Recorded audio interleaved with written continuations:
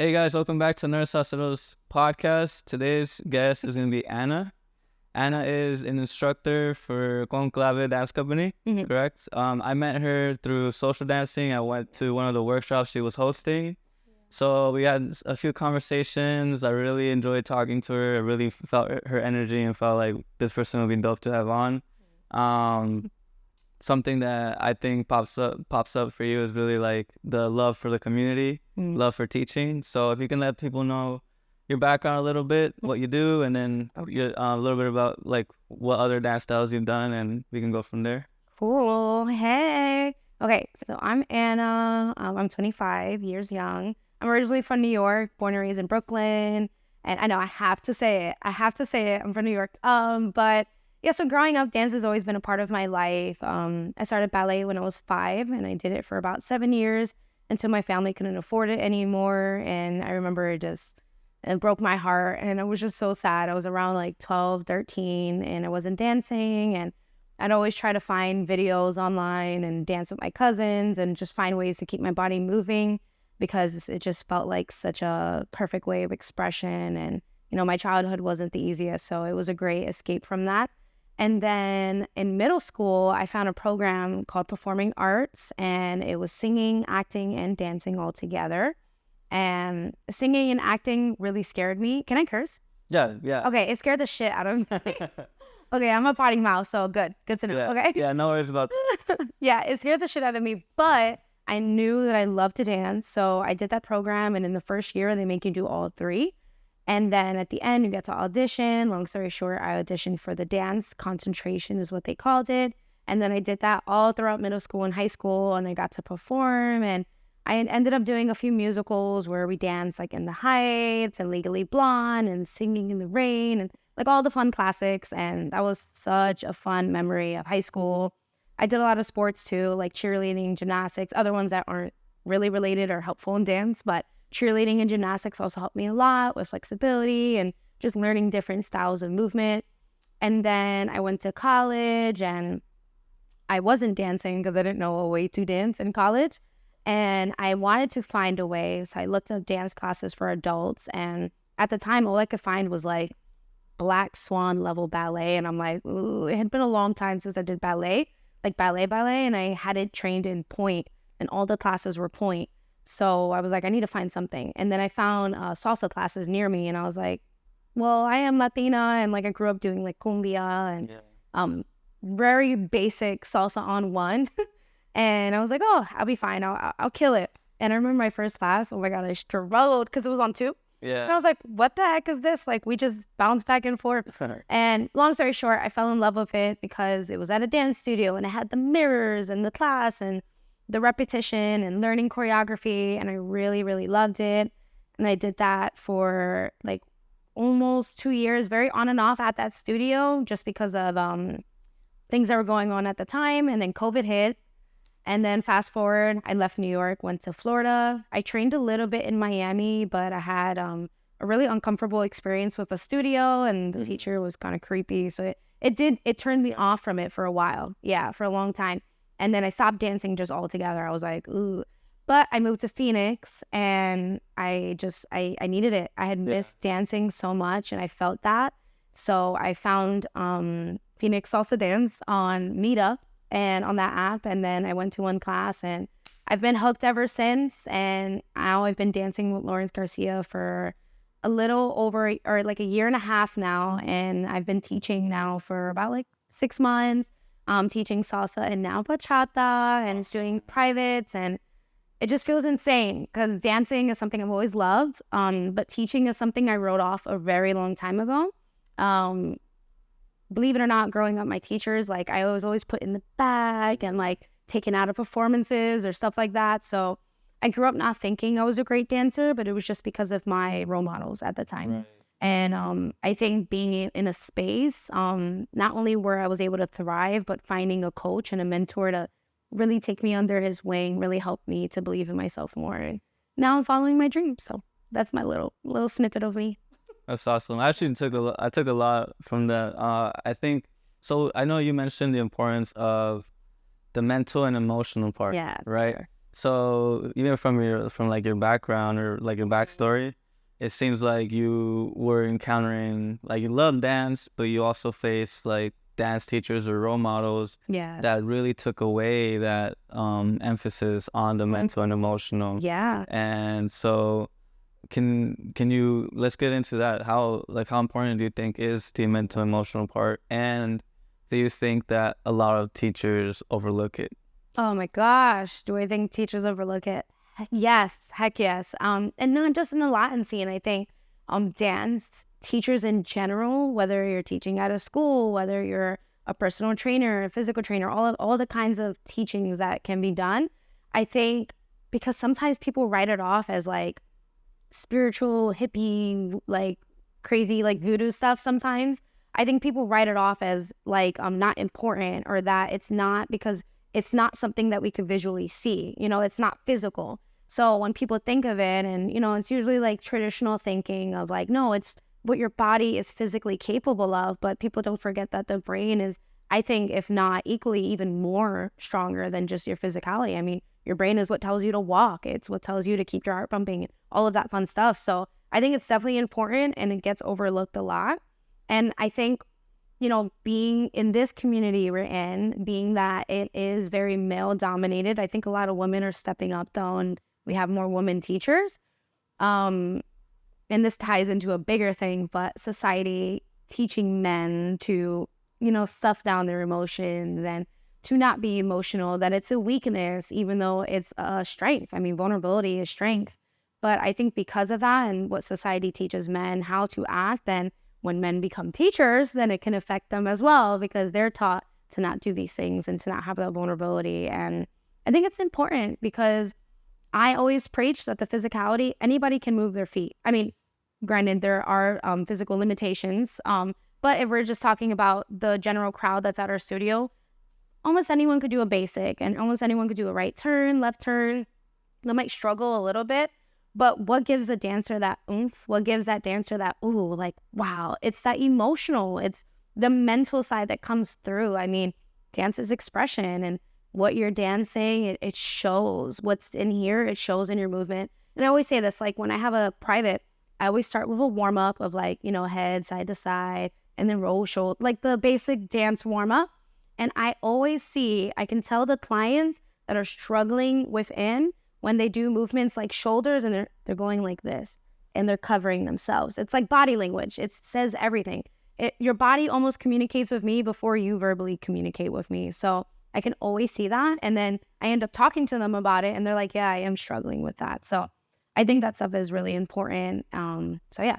Yeah, I think I totally went off topic. No, that's great. I got you. Actually, that's a really good point of conversation, because I don't think that it's the fact. I think a lot of people are behind. I think that the structure or that mentality of like, it doesn't matter, or put that to the side and just like work done, get work done. Yeah, just get to work. I think, I see it and I experience it. And I'm like, man, like if you just, I feel like we're going in circles, and if we just looked at a different level of like a different dimension of the dancer, which would be the emotional or the mental, if we just got there, then we'll have a completely different conversation, and then we'll get to where we want to get to a lot faster. Yeah. So I think, what you're saying, and I think a lot, this needs to be learned. I feel like, like you said, the society, like a lot of, it's predominantly a male, even though, times are changing, but it's still predominantly. Oh, yeah. And even like you said, you mentioned like there's that teacher that kind of really ruined the experience for you. Oh, yeah. Like, so I think that if a lot of those dance teachers are just in a way, they need to learn that side, even though, they need to learn that side. And I think now where we're at, I think things are changing, and it's great that we're having this conversation, because it, like you said, it's body language.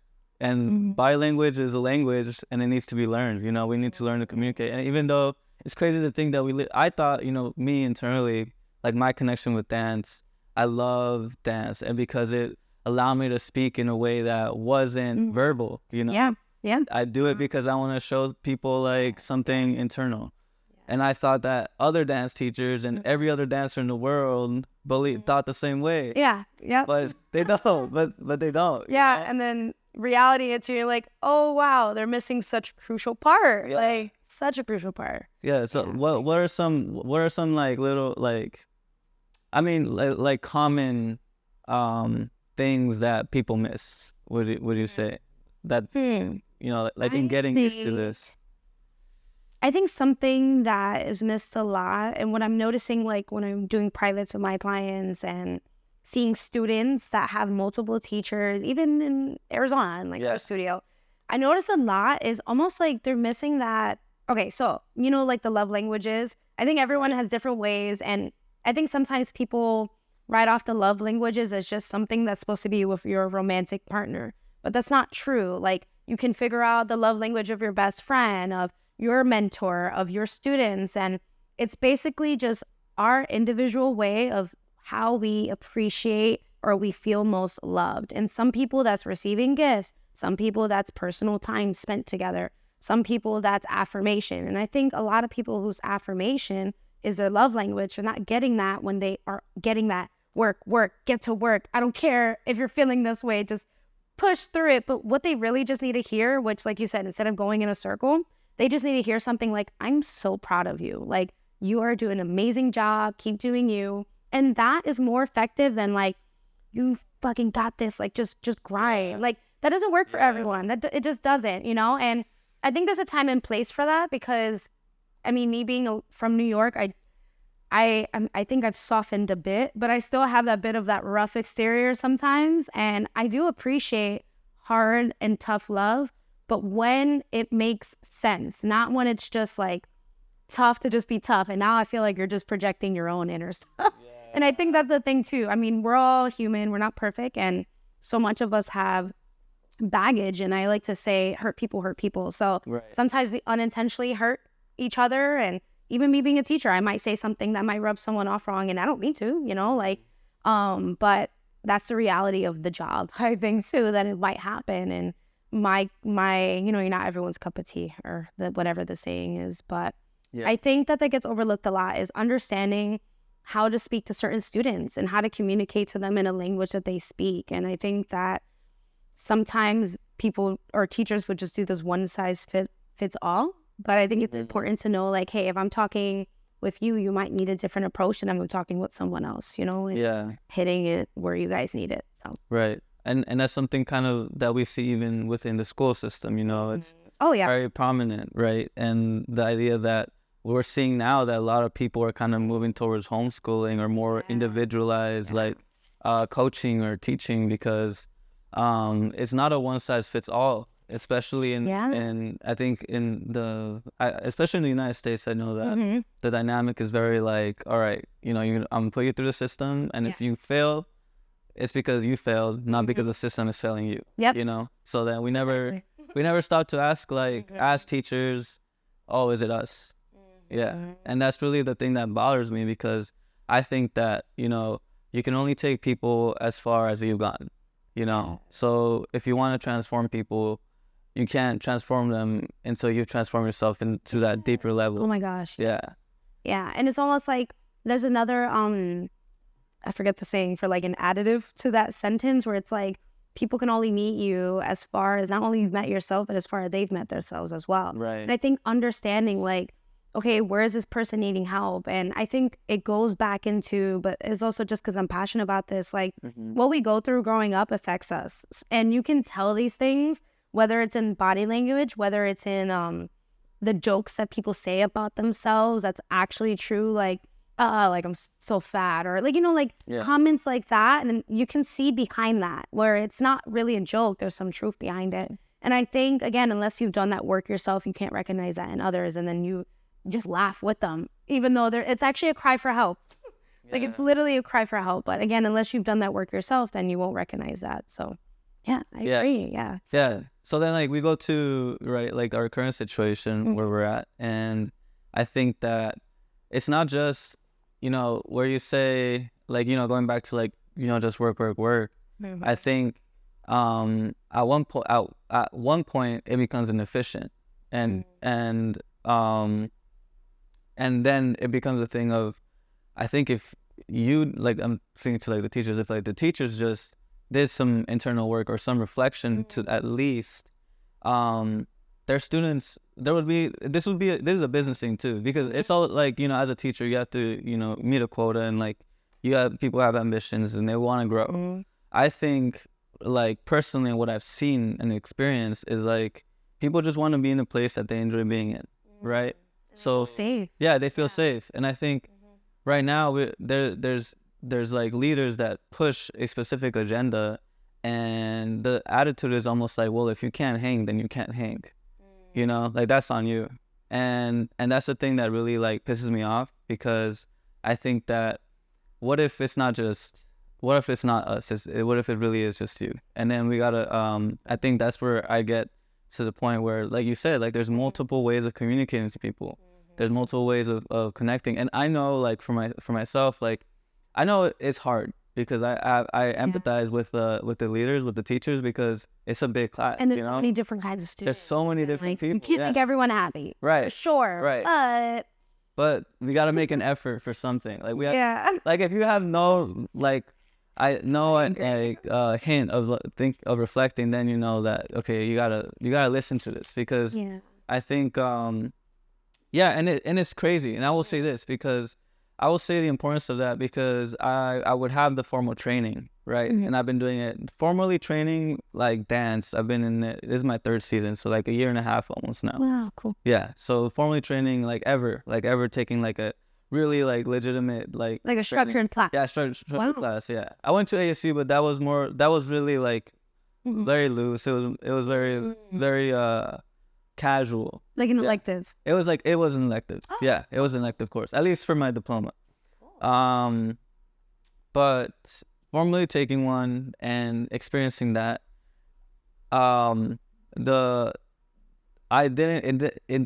wouldn't connect with dance at the level I am now, until I had a conversation with people about dance. Instead of them training me, it was a legitimate conversation. A legitimate like connection. And I think a lot of people are looking for that, all of us are to a certain extent, like we all are. I mean, human nature is we all desire to, look at, like, I know it's not unrelated, but it still is in a sense. Look at what we do in relationships. So many of us stay in unhealthy relationships because we all have a deep desire to be loved and to love and to connect. So I think that kind of goes for just all of humanity. It's like inner being. We can't, in a DNA, like, we all want to feel connected. So yeah, I agree 100%. Yeah. And so then, going back to that observation that you made, that within your students, you see that there's a reason why they're not opening up, because because legitimately in their life, they can't open up. You know what I mean? Yeah. I think it's crazy, because, because I'm a very spiritual person, and I study psychology. That's like what I graduated with, and I just keep studying it, like, right now.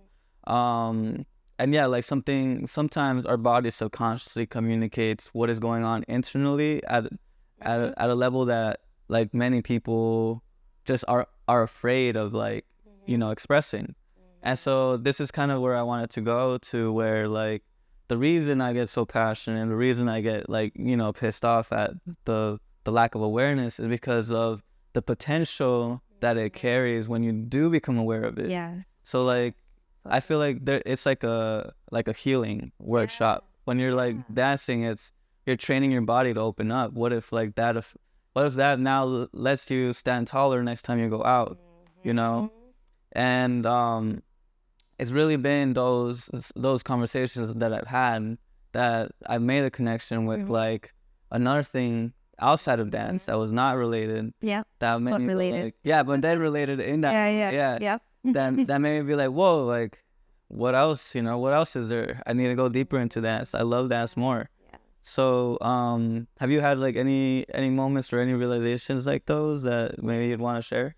Yeah, sure. I love that you said that, because I'm so passionate about this. Like, I like to say that dancing and the journey of dance is almost like a mirror, So you get to see all of the things that you struggle with. So, like, for example, if even me, like, let's say I'm I'm like just struggling to get a move. And I'm noticing that it's not because my feet can't physically move in that position, but I'm noticing that I keep hearing almost like a voice in my brain that's like, oh, you keep messing up. Oh, you can't do it. You can't do it. You can't do it. And then I can't do it. But when I sit down and I really analyze that, I'm like, okay, where is that coming from?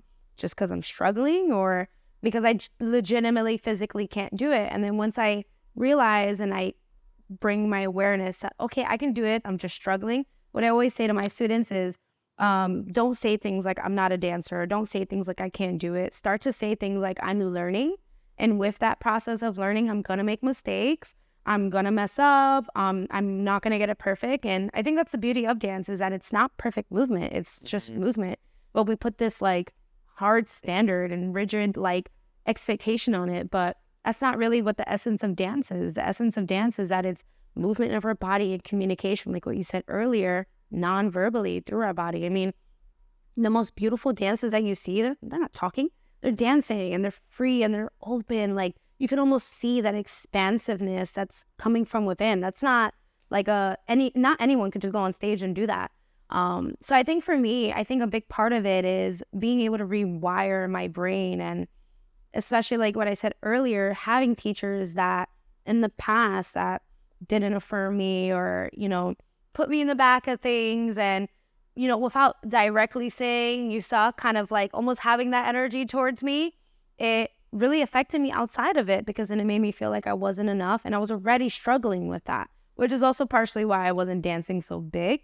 But I think coming here and rediscovering my love for it and then being able to explore teaching has really shown me that not only do I love it, but I'm starting to love myself more in the process. So, yeah. That's awesome. Okay, I want to add one more thing, and then I'm gonna continue to answer the next topic.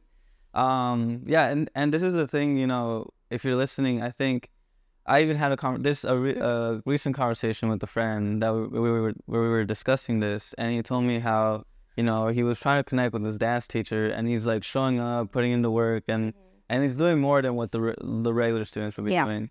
And he finally got to a conversation. He finally got to a conversation with him, and then it was just like very like superficial, very like surface level. Very surface level. Oh. Yeah, I know. And he told me, he's like, dude, like it sucks. Like I've been putting so much time, and I just want to be seen. Yeah, I just want to be seen, basically. And I mean, he's still in there, like he's one of my boys, so he's like he's gonna keep pushing. But yeah. And then I think to myself, I'm like, man, like I feel like if even myself, like if you just sat down with your students. Maybe you took a whole class, like the whole class, just like, hey guys, we're not gonna practice. I'm gonna give you guys feedback. I want to connect with you guys. I want to get to know you guys. Heavenly. Yeah, I think that would be a game changer, cause then the moment you're seen, you feel seen, is the moment you're like, oh, okay, like this is worth it, because like.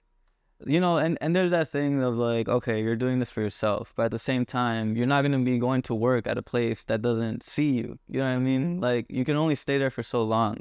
Yeah. And, so I think it's so much more important that we kind of, like, I know we have, like, our goals and everything, but it makes everybody's lives better if you just, like, sat down and conversate, you know what I mean? And try to connect with your students. And also students not be afraid to reach out to your teachers, you know what I mean? So I agree. Yeah. Did you want to add anything else to that? I mean, I agree. And I think as well, to piggyback off of that, when your students feel seen, you'll see a difference in their dancing, because a dance, like, they're being seen. But when a dancer doesn't feel that way, what do? They, instead of doing this, they do this. They don't reach all the way. They don't have that ability to open up, because again, within they feel like this. And again, that's why, like, sometimes, for example, if you take a hip-hop dancer and put them in a ballet room, they might not succeed immediately because they're probably dealing with insecurity because they're a hip-hop dancer, and it's very different. But give them time, and once they get into it and they feel comfortable, they're going to dance amazingly. And again, I think that applies to taking someone that's insecure, and most of us face, I mean, all of us face a healthy amount of insecurity, some more than others. All of that shows in your movement, because again, dancing requires a level of vulnerability for it to be so beautiful and for it to be something that is worth seeing, I think, you know. And with that, I think sometimes people think they're not good dancers, but it's just because they're struggling with so much within that they can't project that on stage. And then you might look at them like, oh, it's not a good dancer. But then again, now you just potentially pushed away someone that can be your top dancer, that can be the number one, once they just need to hear something like, you're amazing, you got this, you're gonna do great, you know, or whatever it is that they need, whether it's a intimate conversation, whether it's a pat on the back, whether it's a I see you, you know, you're killing it. And I think all of that is super important. So yeah. And awesome. And so you mentioned the mental and emotional. I do want to get a little bit deeper into maybe what do you think are some prominent like things, like some, you know, I guess for like people watching that are like beginners, you know, there's gonna be usually some common battles that we're all gonna struggle with, especially starting off. So like, you know, from your experience, you know, privates, teaching students, beginners, higher levels, what do you think are some main mental battles that people are gonna be struggling with, and how did you overcome them?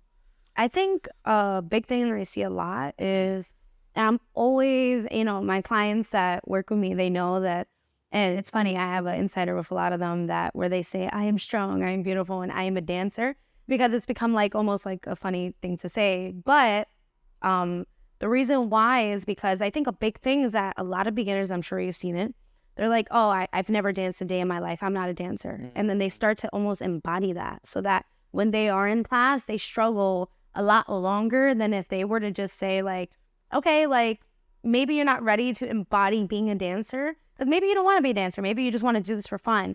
But if you wanted to feel good in your body, then you do have to rewire the way that not only you think about it, but the way that you say it, because the power of your words is everything. And there's studies that back this. So what you say is what you manifest. So I think something that can help, especially if you're brand new, like let's say it's your first month, is start to say things like, I'm learning, I'm going to be graceful with myself, I'm going to have patience with myself. And the big thing too is not comparing your chapter 1 to someone's chapter 20.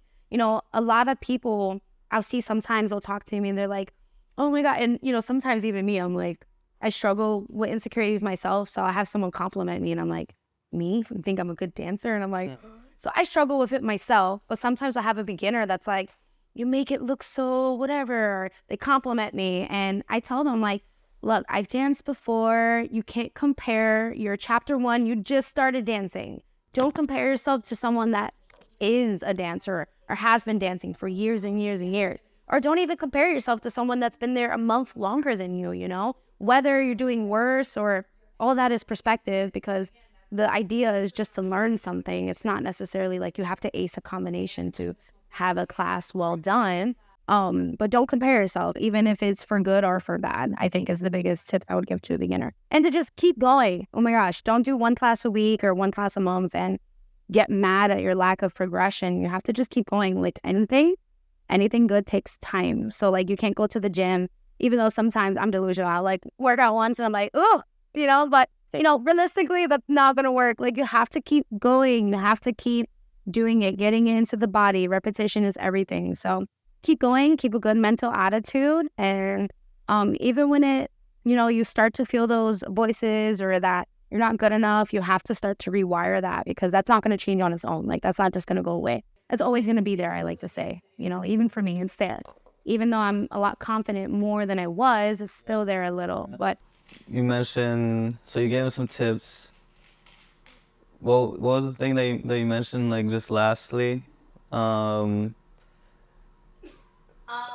comparing yourself to others. Oh yeah, good self-talk. Right? Positive Okay. self-talk. Self-talk, Yeah. okay. And like constructive self-talk. Like I think there's also a level to that. Like you don't want to be like, I'm the best ever. Like it has to be like a healthy level of confidence, I think. Because I think that sometimes that can get to people, and dancers are ego. I think that's a big thing in the community is ego. And there's a healthy ego, but you know, when it's too much, it's not your ego. So yeah, I think that can be misconstrued too. So. Yeah. I was gonna ask you said something that people come in and they don't have that identity of I'm a dancer, right? Yes, yeah. I think something that's helped me out, and I know Will's mentioned it a few times too, which is I don't think I'm a dancer. Yeah.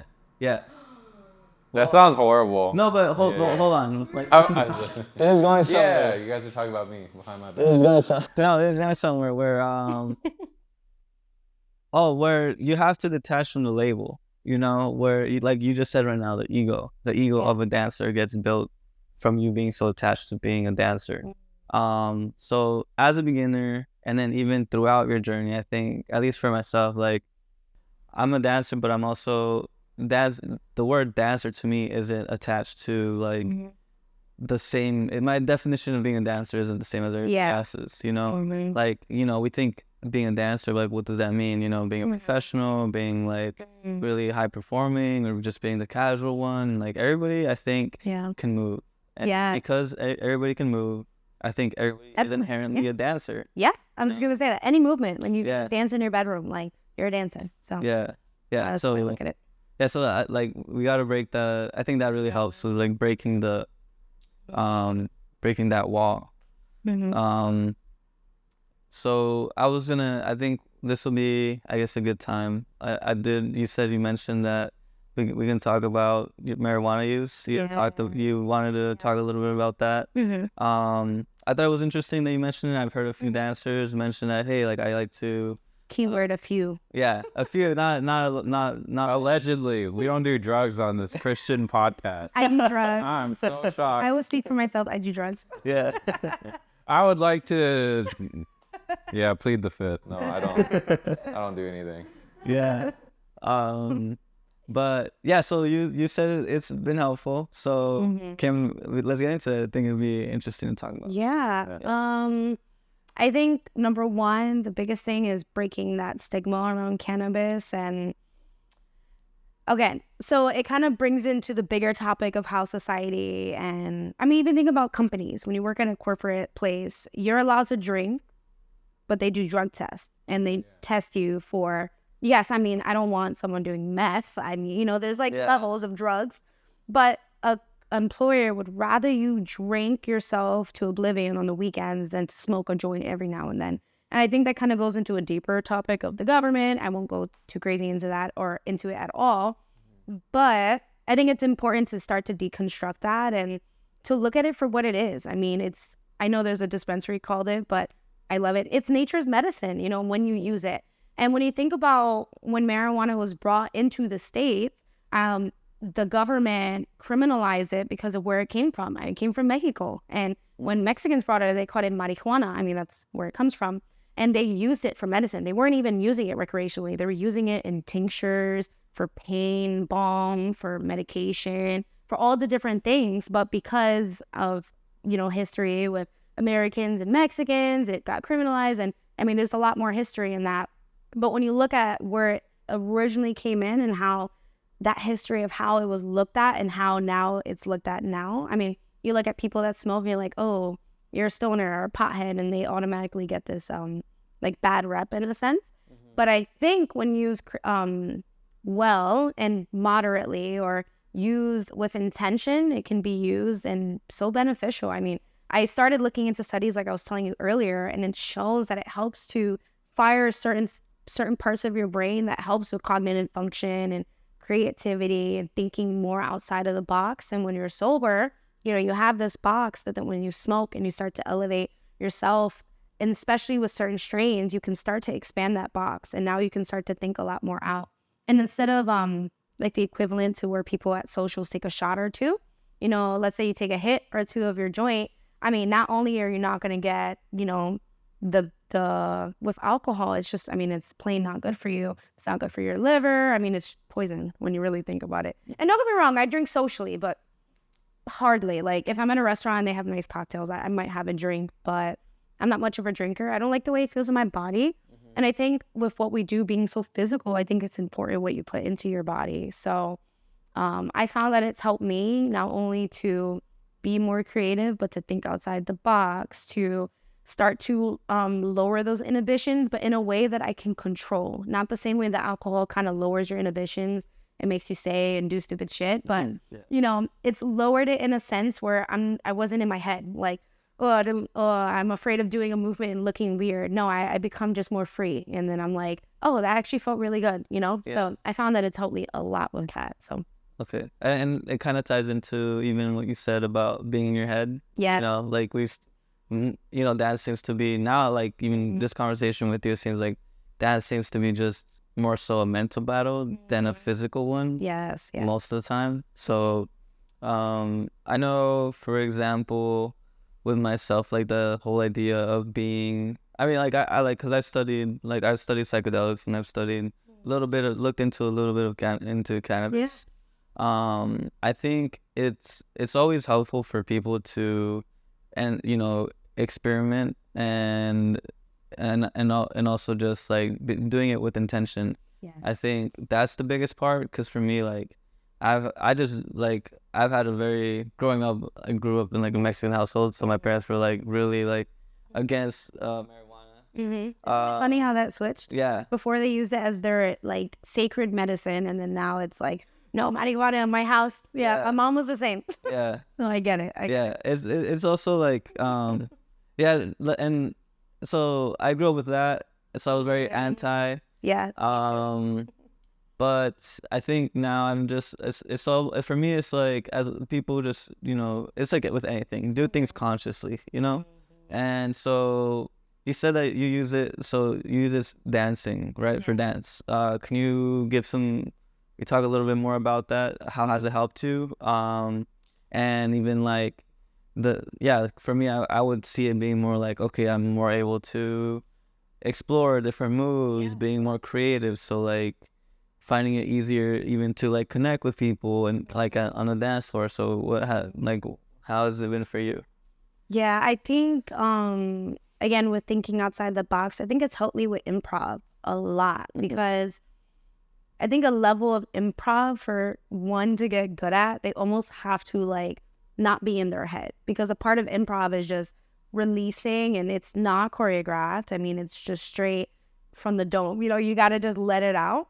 And I struggled a lot with it, even though I danced most of my life. Improv was something I always felt like this. I like to describe it as like a level of shame behind, of like almost like hiding my body. And I'd notice I would do a choreography like with fire, passion, and then it'd be time for improv, and I'd be like, ooh, and then I would just kind of like shut down. So I found that smoking before class or socials has really helped me to just think outside the box, do things I might not normally have, because when I'm sober, I'm like, what are people thinking of me, And I know sometimes people say that marijuana makes them feel that way. But again, I think it's knowing your body, knowing your limit, and that comes with experimentation.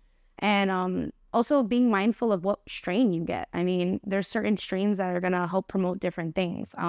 I'm always mindful of the marijuana I get. I always get ones that are good for creativity, for activity. Like, I'm not going to get something that's going to knock me out and then expect to dance. Like, no, that's not going to work.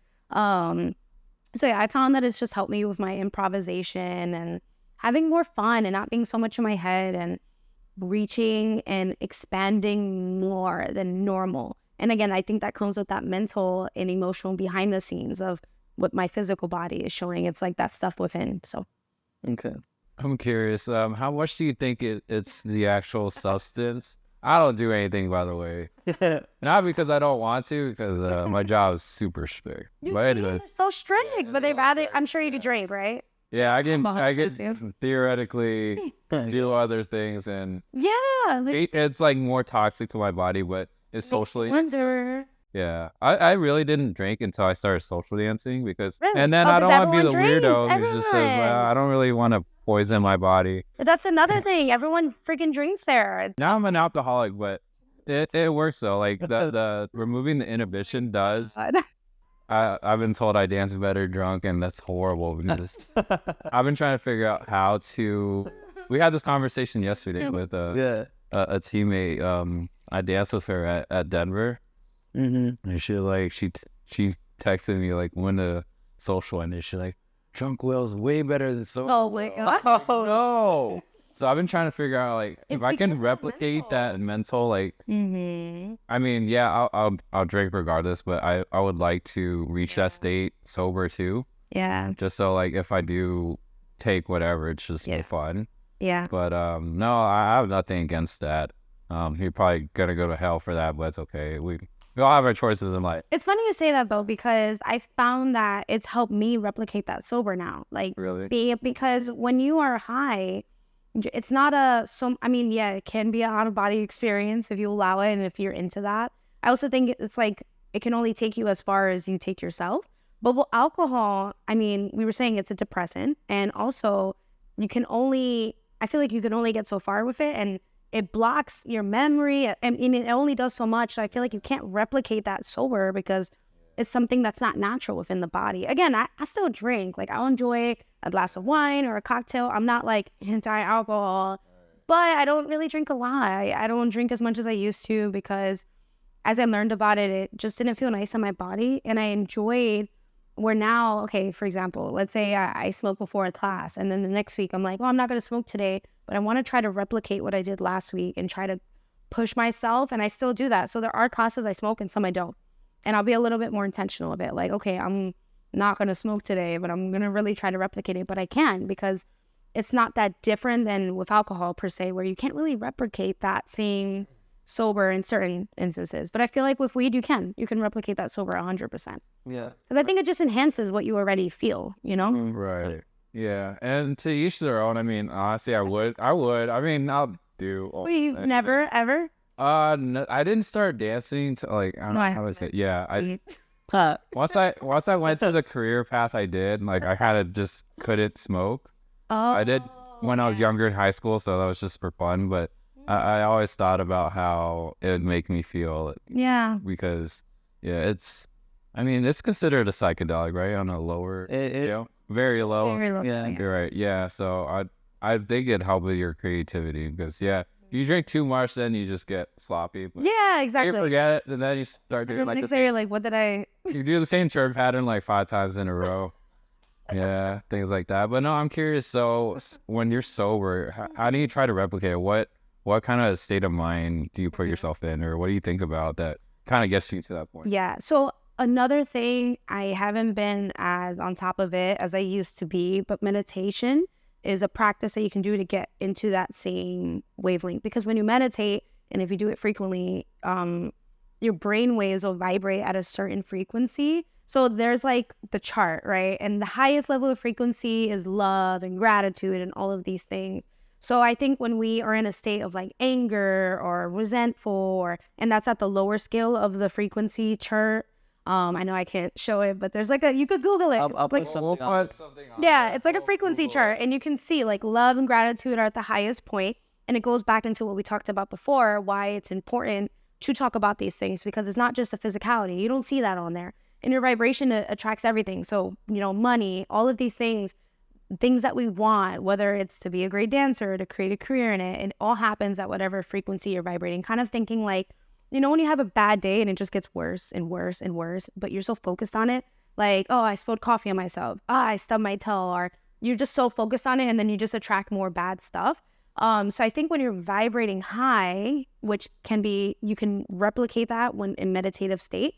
Meditating isn't always like, you can be in a meditative state while dancing. And I'm very like, I think as a follow, it's easy to get into that socially. As a lead, I think once you get more proficient, you can kind of get into like flow state is what they love say. flow state. Yeah. Yeah. So flow state is very what more commonly people say now.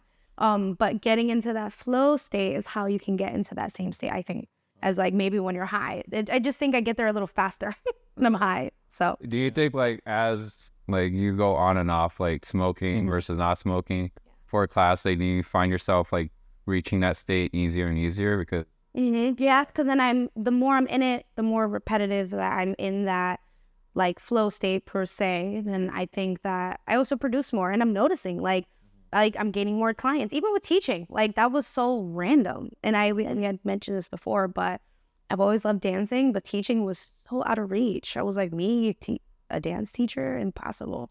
But I I tried to keep myself despite drama and typical stuff at studios and all the tea, which everyone loves. Don't lie. We have a Patreon for that. I gotta follow that page. We will get. But yeah, all of the tea that comes with it, ignoring that and staying in a high, like good vibrations. And I found that it's helped. I mean, now I'm teaching. I teach class, I have clients, and it's just growing and making more connections. I mean, I'm here. I manifested this. Like, you know what I mean? So I think all of that is super important. So I think it all ties in one, like. For context, for people who don't like understand like the terminology and the everything else in terms of manifesting or vibrations, for me, I just think about, because there were times where, let's say I have a shitty day, but I managed to make it to class, and then I'm already pissed off for whatever reason. And for me, I kind of like on the other spectrum of like being frustrated or tired or angry, like I kind of mentally detached at some point because I reached my limit. And then in a way that's another way for me to reach flow state where I kind of blank out, and then like I end up having a really good practice. But I think for me, it's just detaching, even in a good mood, because if I'm having too much fun and then I get distracted, then I'm not really paying attention. But I've done it at different spectrums where if I'm in a really good mood or it's been a really bad day or I'm just neutral, but I'm like very intentional about class. Like I just want to go be receptive to my instructor and then do what they say and just play around with whatever they're giving me for the day. Yeah, because it's I noticed that for me, I always have to detach. And I guess when you're not sober, you're detached anyways, right? Like you're on something, but I know sober, I just literally have to not think about myself like in my body and then just move and then pay attention, and that helps me the most. Like if I start focusing on like, oh, I messed up, I don't look as good as my teammate, or I'm off time, or I missed this part and like I can't get it, and then it just is a snowball effect. And then I can describe that scientifically because I was trying to find it, because like this is something that I love experimenting with. I meditate like very often. And and I've been like doing it for like years now, and something that they describe that meditation does, it physically changes your brain.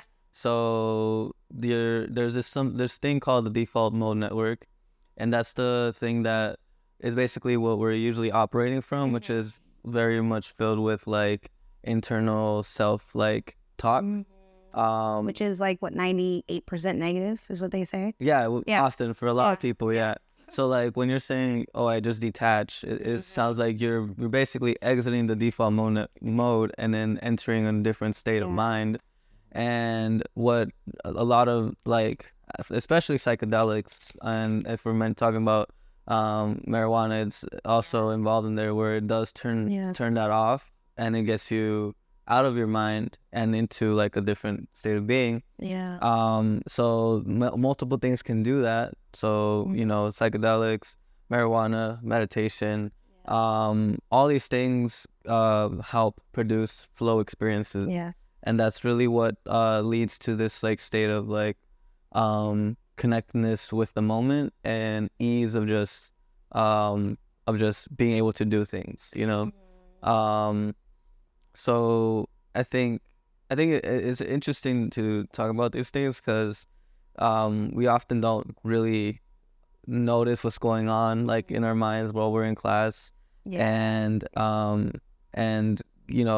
maybe we pick up a meditation practice and then that'll help us, or experiment with marijuana too. I think myself, like replicating the experience is very doable, especially with psychedelics. Like they're very strong, but you get traces. Like once you experience it, you become aware. Oh shoot! Like I could enter that state. And then there's something that like I've just like understood, that our brain has the ability to produce all these things. Like the our brain produces neurotransmitters that are very similar to what marijuana is, and then produces neurotransmitters very similar to psychedelics. So like we can produce these things, but the ability to do that is very much often difficult because people are, one, not like very healthy, and two, aren't even aware that they can do that. Oh my god. So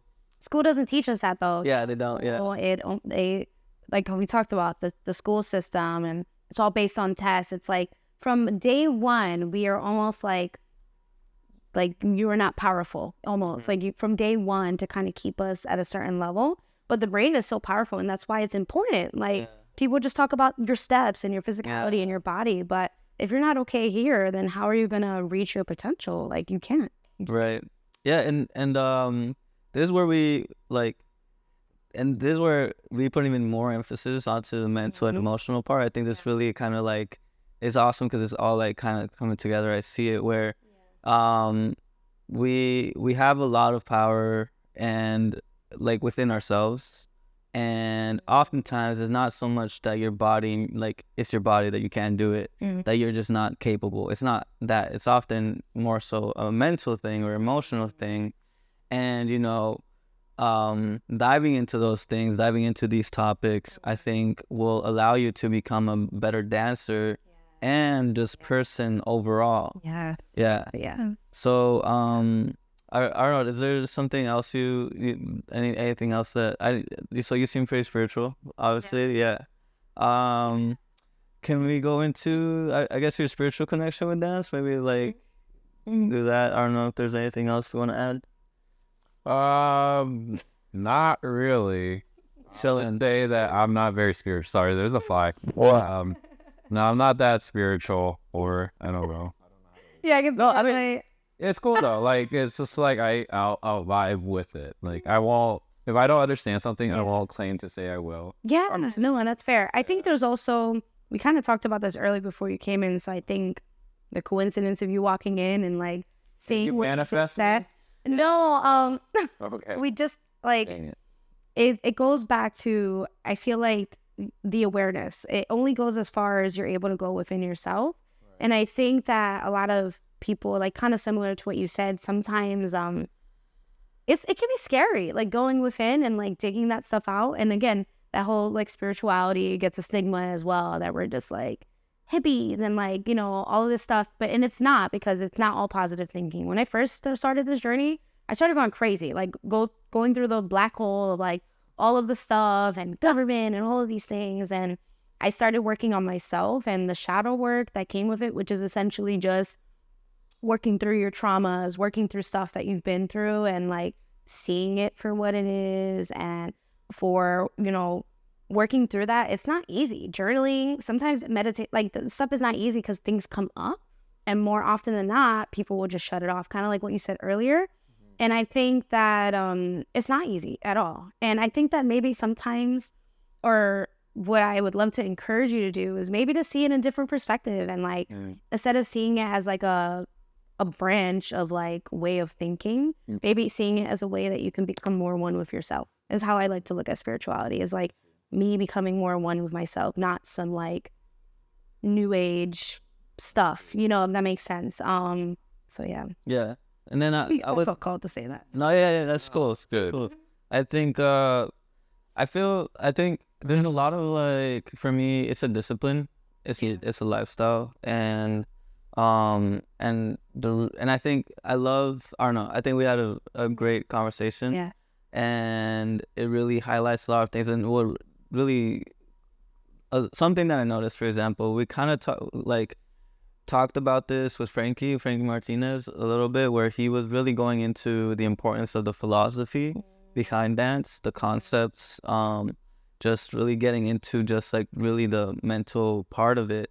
And even some people would like commented and they said, oh, like this guy is just like having a whole monologue and just saying things that aren't even related to dance. And that's kind of, but that's kind of like what you would expect, because people aren't really attuned to these things. And they're not seeing that stuff within themselves. Yeah, and they're not seeing. Yeah. So I think, I know Will says he's not spiritual, but he's one of the. I just don't like. I have a lot of deep work and self-reflection. I don't give me that vibe. I don't. How do you say? I don't like researching and or reading or fact checking. Well, like I kind of figured things out, like real life. So, and I interact. I'm like a mixture of both. Because I'll like, you know, that's I connect with people, so I'm very receptive to like different ways of thinking, and like even if I don't really understand, let's say a lot of the topics Jose talks about, I might get the essence of it. Yeah. And it's good enough, you know? Yeah. And I'm not a detailed person in that sense, but when I say I'm not something, it doesn't mean I'm demonizing it or I don't believe in it. It's just, I'm not in it like that. What do you mean? Was a spiritual guy without me. Yeah, without being spiritual. Yeah. Like, I don't need the instruction manual, but I somehow get to where I need to be. Yeah. Because we've had a few conversations where it's been like, not like, he knows what's up. But, no, I think at the end of the day for me, it's just, you know, I think let's get more dancers involved into the mental and emotional world because that's what we're expressing, you know, like dance. So many too. Yeah. So many. Yeah. Are afraid to bring it up. And and also I feel like there's a lot of people that don't even notice that they're doing it. They're just it's like this phenomenon of like, oh, I love doing this thing, but I don't know why. And I think it's really because of the mental and emotional, the work that you're doing. Dance is work. It's like it is a transformative experience. Yeah. So I mean, it's healing. Like they've done studies on it too. Like within your, again, it depends how deep you get into it, but when you think about your chakras, when you think about your root chakra, where it's located in, you know, your hip area down here, movement of your hip is so healing. If you look at tribal dances, and when you look at, you know, other kinds of like groups that have practiced, you know, when they would call down rain, you know, I mean, dancing is so powerful. And when you think about, you can release so much stored trauma. We have so much in our hips, not just women, guys as well. So that's why it's so freeing to do movements like that. I mean,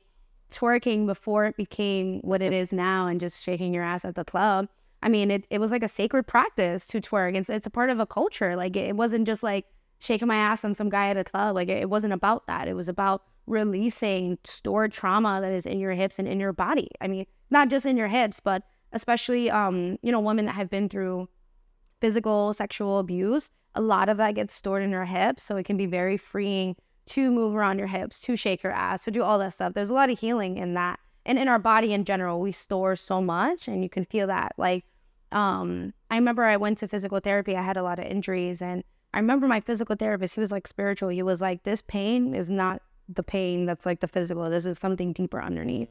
And ever since he said that, it really opened my eyes to it. And I'm like, holy shit. Like that chronic pain that you might be feeling, it might not be physical pain. It might be something within that you need to release, and you'll see that your body will start to loosen up. So yeah. Spiritual twerking. Yeah. I'm going to use that line as a pickup line next time I go to club downtown. It is so healing to shake your ass. Like there is so much healing to be done with not just that, because I know that's like funny, but it's true. But just the movement in general, to just move around. And, you know, so many people work on a desk like this all day. And, you know, especially women as well.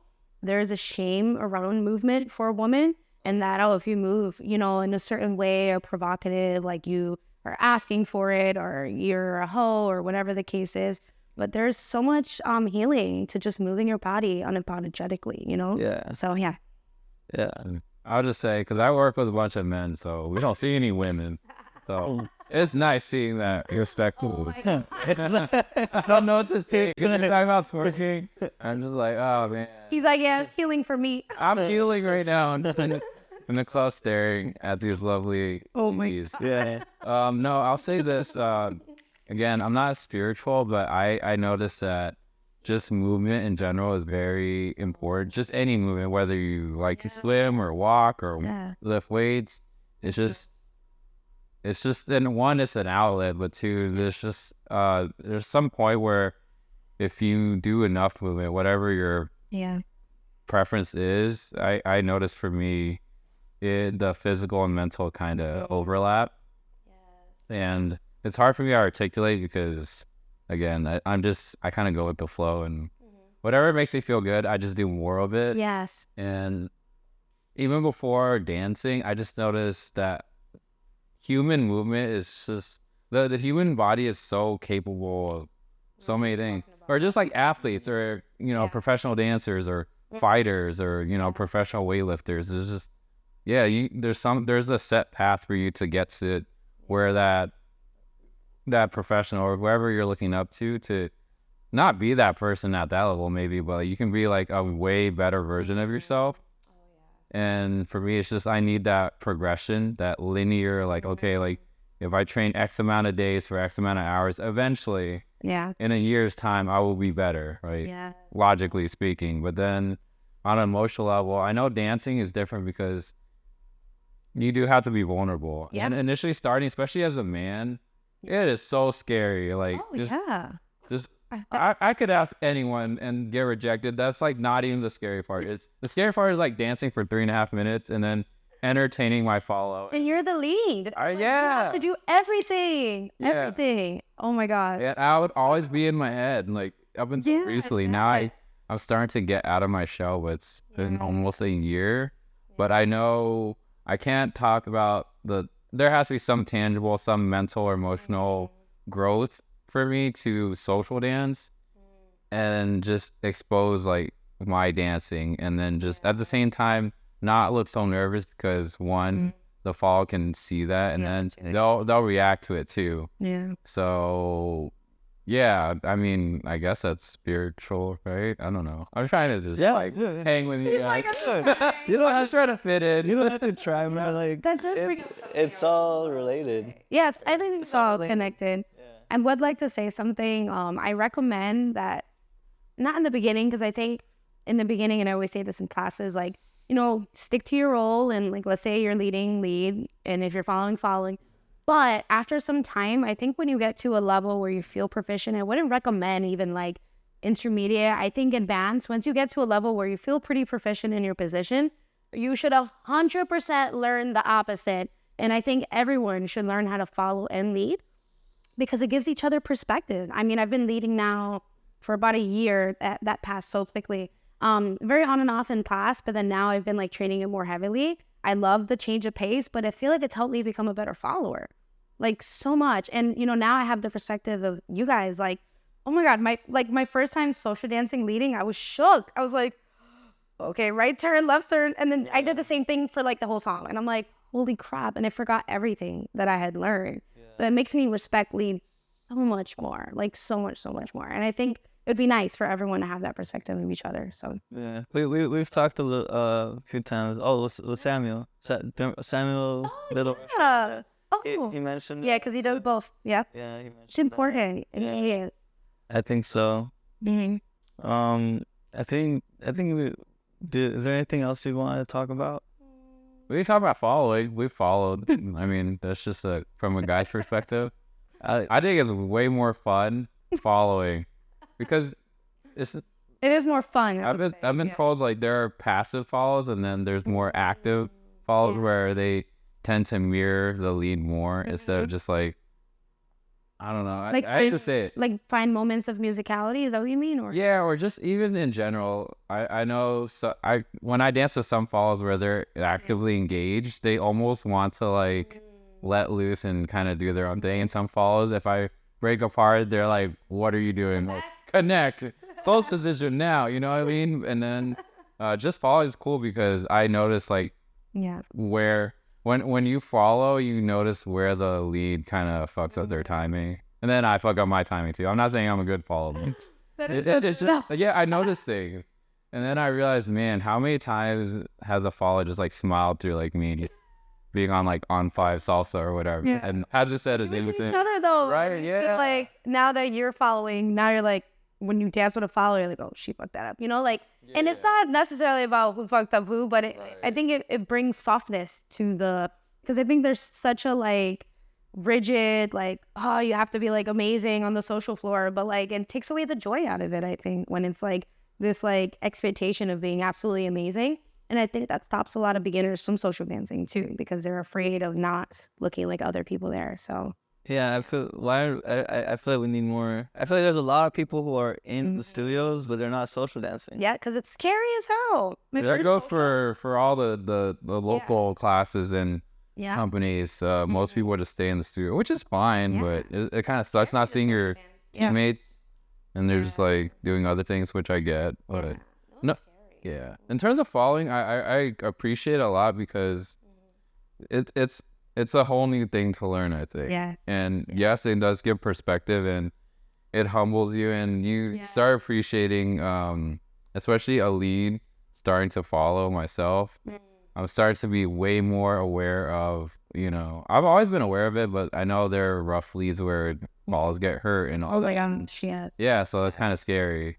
But no, it's good, and I think it's fun. It's just another skill that you should learn, honestly. I don't see anything of it, but I know overwhelmingly, I've seen more female follows lead than male leads following. And I think a lot of it is social norms. Oh yeah, I was gonna say that's what it is. Yeah, especially coming from blue collar. Yeah, coming from blue collar work, just asking my coworkers to dance. They're like, "Wow, like, do you pee sitting down?" They're like, "Yeah, it's like yeah."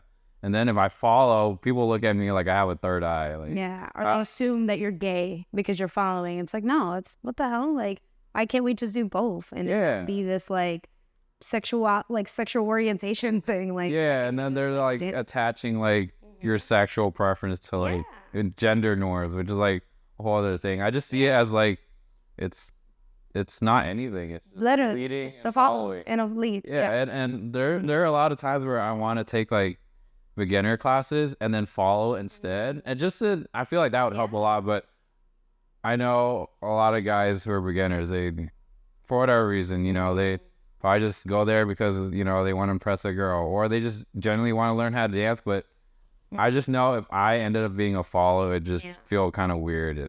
But I would. At the same time, I shouldn't care. You know, I should just be a follow. Yeah, there's a few guys. There's a guy that he in our conclave, he does following. Okay. But he said at first it was a little scary for him to do it because like of guys being like, you know, like not touching each other. And I think that's something that we don't have a lot of. You know, I think like men on men, like, you know, girls are, it's like more welcome for girls that they're like, come here and like hugging each other. But if a guy does it, it's like gay, you know, it's like seen as like this gay thing. When it's like, where did we lose that? This like brotherhood of just like guys being guys together, you know? I think that goes back to societal norms. It depends on like culture. I know like Western culture is very like different, because if you go to like the Middle East or like in Asia in some parts, like male friends will like hold hands. It's not like, oh, they're together. It's not weird. It's just it's just the norm over there. Yeah. So I think a lot of men, that's why even dancing for me starting out was like, well, there's like way too much like touching with another female. I'm showing, exposing that like I don't get any interaction. Nah, I would get so nervous, bro. Right? Yeah. Initially, right? You're like, oh my God, like I'm hugging this girl in close position, like I'm scared. Yeah. I'm dancing like 5 feet apart. Yeah. Also, the girls feel it too. I mean, when I'm first, I was like, ooh, this is too close, you know? So, yeah. I would be fucking shaking. Right. Like, God. Yeah. It's just a learning experience too. It's like you're supposed to dance relatively close, but it's with intention. It's not you being creepy or whatever. Yeah. And then at the same time, you don't have to be so nervous, because then it just freaks out both parties. Yeah, 100%. Because you feel each other's energy when you dance with someone. Yeah. Right. Yeah. So true. And it goes back to like that thing of even that kind of took me out of my comfort zone, being comfortable with being close to women, but also not being sexual. Yeah. That was a really big thing that it like helped me out with. In terms of following, I just think for me, I just love leading. Like I just leading is fun. Leading. Yeah. And I'm not against following. I do think it just makes me feel feminine. Yeah, that's the nature of following. Because that is the nature. It's a feminine thing. So when I do it, I'm like, oh, I kind of want to do this little like styling thing, but the lady styling. Yeah, like don't lie. I know I can add it. It's so bad. I know I can add it, dude. If it goes so well, you know. Yeah, it does go so well, but you know, I mean, then I think you had someone bring this up. This was the first thing that made me find your page. I don't know her name, but it was at the Deuce, and she was talking about femininity and following. I think it was a video, and I was like, yes, because I mean, so much of each position, like femininity and masculinity, is not tied to a gender. You have both feminine and masculine energies, and I have both as well. It's just what is being more prominent. So when following, I mean, the nature of femininity is release and being in a creative state and just letting go. And sometimes submissiveness has a bad stigma connected to it. It's not just about like being slaved around. Like that's not what being submissive means. But in its most direct definition of the word, just being submissive and receptive to energy. Yeah. And masculinity is taking the lead, taking charge. I mean, it's in the nature of what that energy calls for. And leading is very masculine because you're taking control. You're leading the dance. You're leading the energy of the dance. I mean, you can choose for the dance to be slow and funky or like funky or crazy or fast. You know, you control that. And as a follow, my job is just to follow and be receptive to that energy. So it is feminine. You're not crazy. Yeah. It's not a bad thing. It's not a bad thing. Yeah. Just go for it. Yeah. Yeah, take that lady styling and heels class, kid. Well, heels, that might be a little... Yeah, especially those workshops. I think we're missing the first 2 hours. I think it's crucial. We got to borrow our teammates' heels and try it on. Yeah. But no, yeah, it's I don't know. I think it's cool because not the heels thing. That's like too much. Yeah. But no, just following is cool because I love heels though. Yeah, especially leading is so stressful and you're always thinking three steps ahead, and I think that's where it kind of takes away from just enjoying the moment because there's a good balance, of course, of just like enjoying and leading. I do think it's a good muscle to train to just be intentional following. There's a lot of moving pieces to manage in terms of like the vibe, the connection, and then just literally leading the next turn pattern. But then following, it's not as easy as I thought it'd be. I thought I'd just be like, I just gotta keep my basic keep moving. And then just not like think. Like I would shut my brain off and I would miss all the preps, all the intentions, and I would just not move. I would just stay in place and do my basic when, you know, let's say Jose's trying to like turn me. I'm not even registering. You don't follow your arm and your arm just and it's forcing me to pay attention. Yes, but they'll be like released. It's funny you say that because you know what helped me be a better follower is before I backbled a lot. I still do from time to time because I'm not a perfect follower, but I've noticed I improved once I like found the balance of letting go while still being actively paying attention, if that makes sense. Right. Hi. Come on in. It's okay. He dressed up nice, so it's okay. Yeah, I'm wearing something. How are you gonna be later than me? Check underneath one of the little bags. Yeah. There's only one. Let's look for one.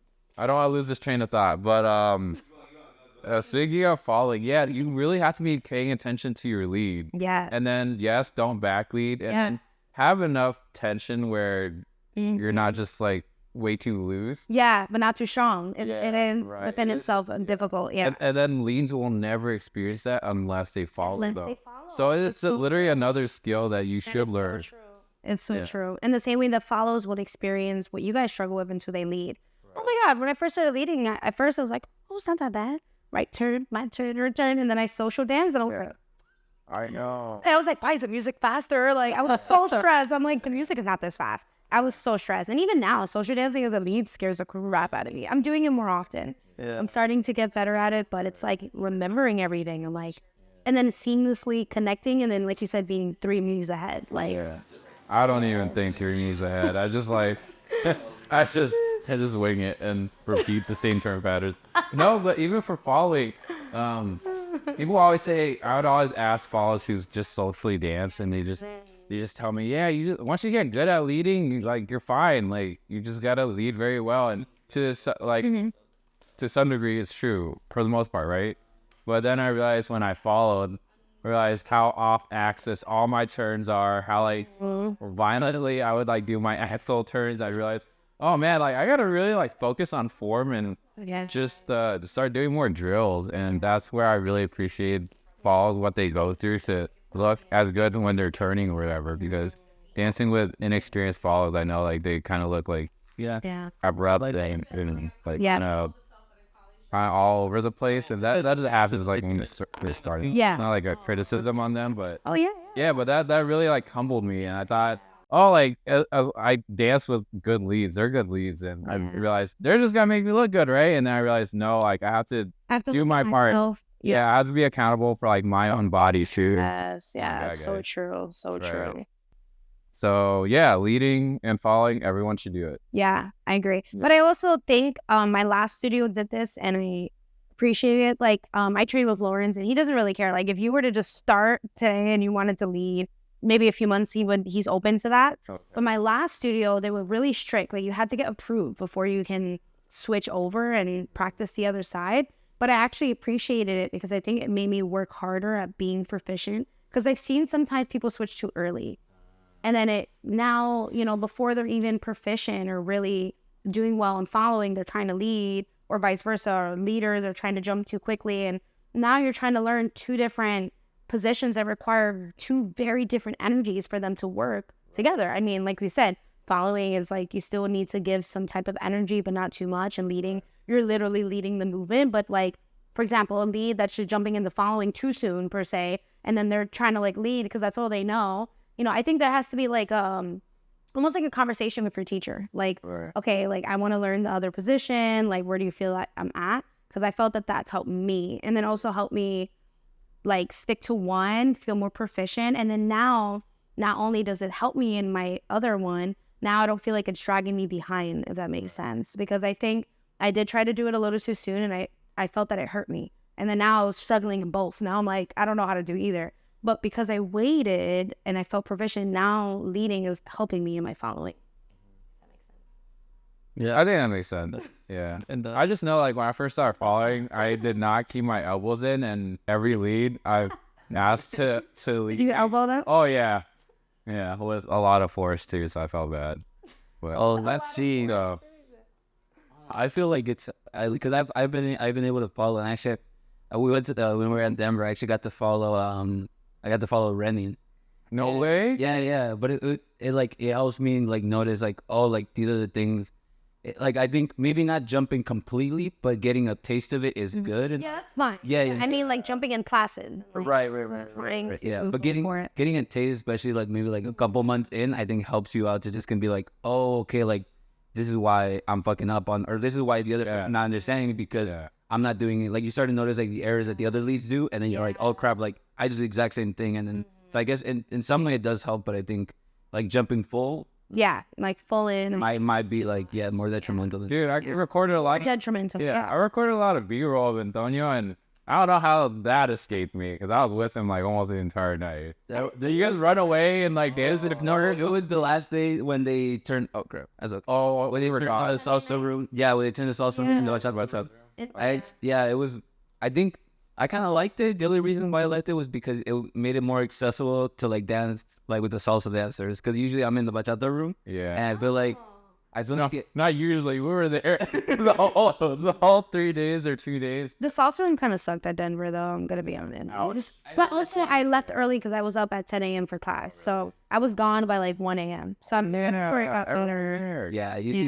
usually the better dancer. So I ended up being in the bachata room the whole weekend. Because Rennie did play a fire set. Yeah, both nights, and it was so good that I did not care to. Wow. Yeah. Have you guys talked about the Denver comedy set or no? Oh no. Because like they were there.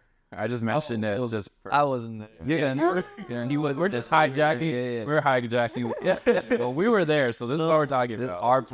It's nice to see we're all in uniform, Sauceros in black. That was cool. Yeah. Yeah, but we're supposed to be in practice right now. Wore a black shirt. Wait, are you? Yeah, we're supposed to be in practice, so we're supposed to wear all black. It was an impromptu practice. It's not really like You're not here with me. Are you serious? So last minute. Okay. It was last minute on the but okay. It is what it is. We already, I excused myself. So I'm good. Yeah, I did. But by the time they see it, it'll be months later. So they'll forget about me. They'll definitely. Yeah, okay. Yeah, I'm like, are you getting on time of the way or what? And then No, I wasn't planning it. My body hurts. It's like my rest day. I only did one private today, and I'm like, my body is just hurting. And it was kind of what we talked about earlier. Is like I'm learning to listen to my body more often and give it rest when it needs. Because in this weekend, I'm gonna be dancing for like 5 hours a day. The weekends are always crazy. Right. Yeah. So yeah. Ooh, I wanted to ask. I noticed you're teaching bachata, right? Mm-hmm. How is that? Fun. I love teaching. What do you mean? No, it's just interesting because for me, I just always see Lawrence as like the salsa guy, and then all of a sudden I see, Anna's teaching bachata Sundays. What's up with that? What was the interest in teaching bachata? Well, I love teaching in general. So for me, it was just an opportunity for me to teach. And I mean, I've always loved bachata. I trained it in New York, my studio, there was 3 classes, like 3 rooms. It was like really big. And there was always a salsa and then a bachata right after, or vice versa. Mm-hmm. So I trained both very heavily in New York. And then when I came here, I mean, I've been training mostly salsa when I came back. But then when he gave me the opportunity, because Lawrence does not teach or really like bachata much. Mm-hmm. So he was like, I don't want to teach it, but I want to like have it in my company. Mm-hmm. So I was like, I'll do it. Like I love teaching and I like bachata. So it worked out. I've had this thought for a while. Get some drinks in now. I don't know. I just had this thought where it's like, I feel, and this is not just like Lawrence, and I'm not talking about Lawrence, I'm just talking in general. I feel like a lot of salseros have this bad rap around bachata that it's like, I agree. Either it's too easy or it's fundamentals or like it doesn't have history. And I think a lot of it has to do with mainly that people just don't want to either it's just such a like social, it's a really big social dance. Yeah, so it's not. Yeah. And I think salsa also it was like that originally. And the only reason why salsa was developed was because of, the people that have been behind it. Yeah. And bachata has never had that. But if you look at right now the history, it's going on the same track as salsa. Mm-hmm. However, I think that, in my personal opinion, I think that bachata has the opportunity to kind of become something better than salsa, because right now, I feel like salsa, especially salseros, have become a very like condescending, pretentious kind of group of people. That it's like they have become the people that they originally didn't want to be. Yeah. Like ballroom. Yes, that is so true. Especially ballroom, especially because they derive from them because they took a lot of like their fundamentals of structure and lines and all that. Yeah. But then they were like, we still want to have the essence of like Cuba, Puerto Rico, all these that richness that makes them. Mm-hmm. So it's like, I think that they're kind of working backwards because they're kind of, I feel like especially salseros that are really against bachata, it's like, why are you trashing on something that it's like that's kind of like your origin is the same thing. Mm-hmm. And I think that the only reason why it hasn't blossomed is because of people like bachata. Mm-hmm. Because now, people like that are from salsa. So because now bachata has to not the only deal with, the ballroom scene to kind of like fight against them, but now they have to fight against their own people. Mm-hmm. So it's like, it's kind of like, I feel like it's, what do you call it? It's, conundrum. Yeah, it just seems like a brown dilemma, if that makes sense. And I don't know, it frustrates me because it's one of those things where it's like bachata, it has such beautiful like the aspect or bachata, well, the aspects of bachata that make it so beautiful is the fact that it's a dirty dance, it's a street dance, it's a social dance. Afro-Caribbean. Yeah, and that's the beauty of it.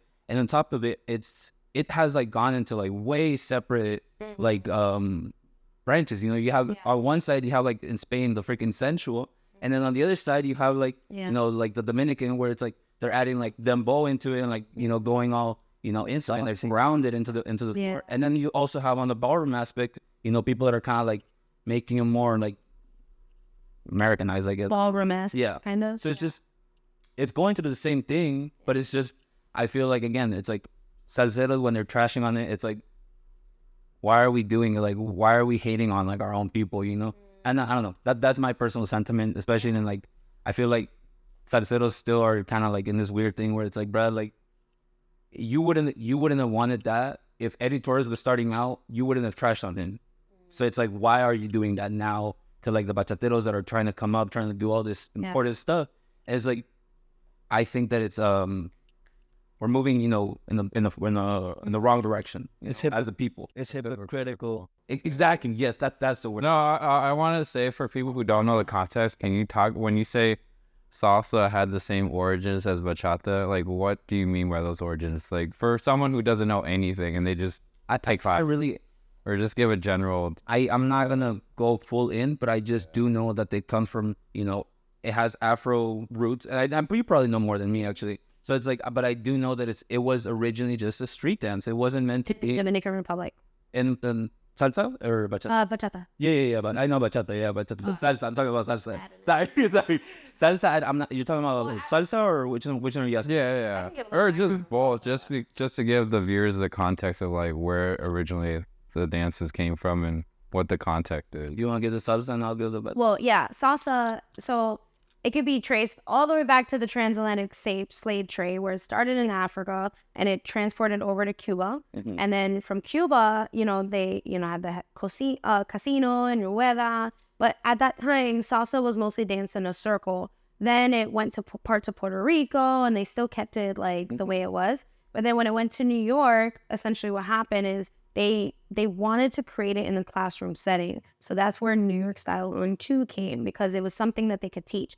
The circle dance, they kind of looked at it as like, well, how can we commercialize it in a sense? So they wanted to make it in a way where it was accessible to the public. So instead of just like jumping in and like, what do you mean? Like they wanted to add structure and to make it onto, and then that's where New York style 1-2 came, and then Mambo and the Palladium era and all that stuff. I know like the general gist of how it started. So it started in Africa, and that's why it has Afro roots. But also for Dominican Republic with bachata, I mean, Dominicans, we have so much African culture in Dominican Republic. I'm Dominican. I love bachata. You will never hear me bash bachata at all. And I agree with what you said. But yeah, salsa, I think the perspective is that, yes, bachata has history to it. It's not to say it doesn't, but salsa's history is more rich in the sense of its symbolization and what it represents. Like, I mean, slaves were dancing like when slaves weren't allowed to dance. And that, I think that's where sometimes, I mean, not just my teacher, but other teachers are coming from. I personally, like, I agree in the sense that we're almost like brothers and sisters. I think we should support each other.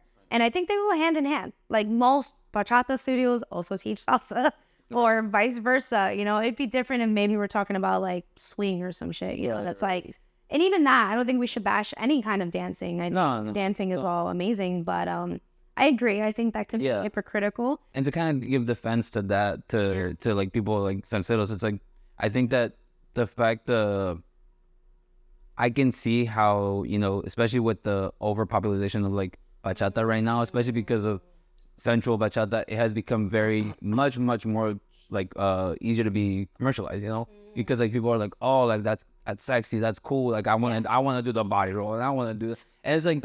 And it's like it's cool. It's I can't trash on it too much because because you did it in Denver. Like that's all we talked about. No, like I can trash on it in the sense that like I think that there are things within it that allow the fact that it's like, oh, like let me do a body roll, oh, like like let's get close, like it can lead to certain details that might not be it might not send off the right message. And I think that's something that artists should really consider, like, yo, like what the fuck is it that we're actually putting out? Because like if we're just putting out, like, oh, like, let me put my hand a little bit close to the legs. Oh, like, let me do something. But they're dating. And the people that don't know, they're watching it, or they do, like, all these crazy performance. Right. Oh, my God, I can't stand that. I notice it's so prevalent in the bachata community. Like, the bachata teachers that teach, or they do a demo, and they do shit that's not social. It's like, you would not pull that off on the social floor. And they'll do something, but it's their partner. But, like, and they're, like, grabbing. I'm like, but someone seeing that, a student might be like, oh, I'm going to do that at the social tonight, I think, and I don't know. That's a complicated situation because, like, you would hope that, like, the students are, like, smart enough to be like.